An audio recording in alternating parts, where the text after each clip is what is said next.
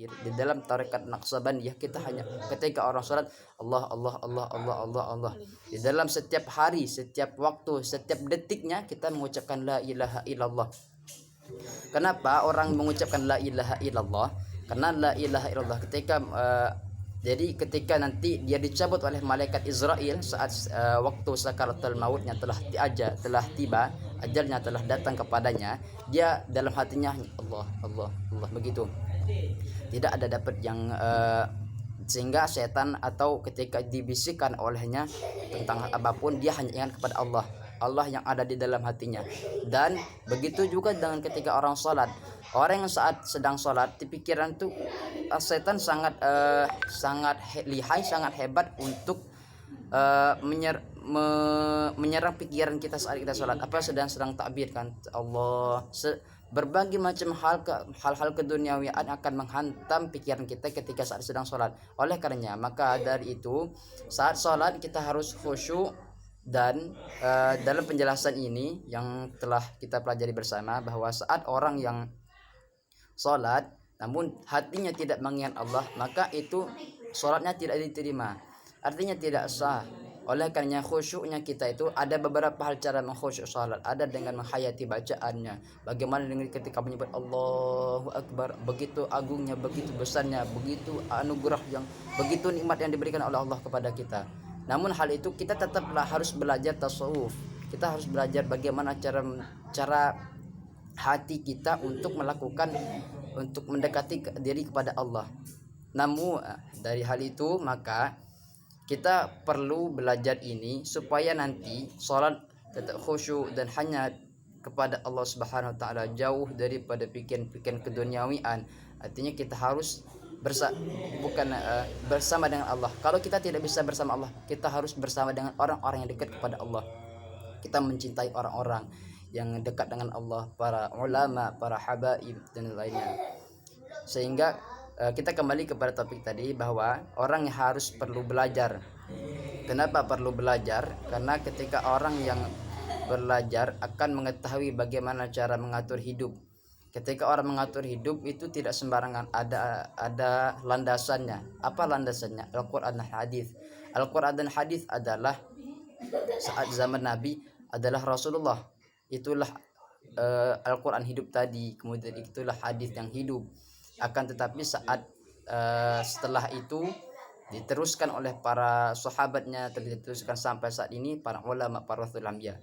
Namun ada yang kita lihat orang-orang yang memang sudah maqamnya lebih tinggi dan sangat mulia, dan orang-orang mulia maksud kami dari situ orang-orang itu bisa berjalan di atas air, bisa terbang. Itu kita jangan tertipu.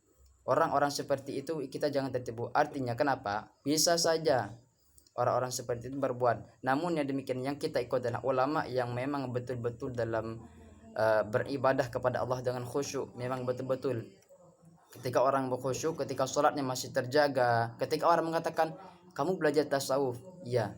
Ya, kamu masih belajar fikih, ya. Oh, kamu itu bukan makomnya, kamu masih di bawah. Artinya itu ketika orang itu tersebut yang mengatakan hal itu tadi masih sholat, ya ikuti saja, itu ikuti. Tapi ketika orang yang tidak sholat lagi, kami tidak perlu sholat, kami sudah sampai kepada Allah. Kita jangan tertipu orang yang demikian, karena perintah sholat adalah perintah pertama dan amal yang akan pertama kali dihisab oleh Allah pada saat hari kiamat. Oleh karena itu dalam hal ini kita harus banyak berzikir di setiap detik, kita bersalawat kepada Rasulullah sallallahu alaihi wasallam. Adapun kalau tidak bisa, kita hanya harus sering menyadari, sering bermuhasabah, sering banyak mengingatnya. Karena jika tidak maka kita akan jatuh kepada kekufuran. Na'udzubillah min dzalik. Mudah-mudahan kita selalu dijaga oleh Allah Subhanahu wa taala. Oleh karena itu kita sangat berhati-hati dalam hidup ini.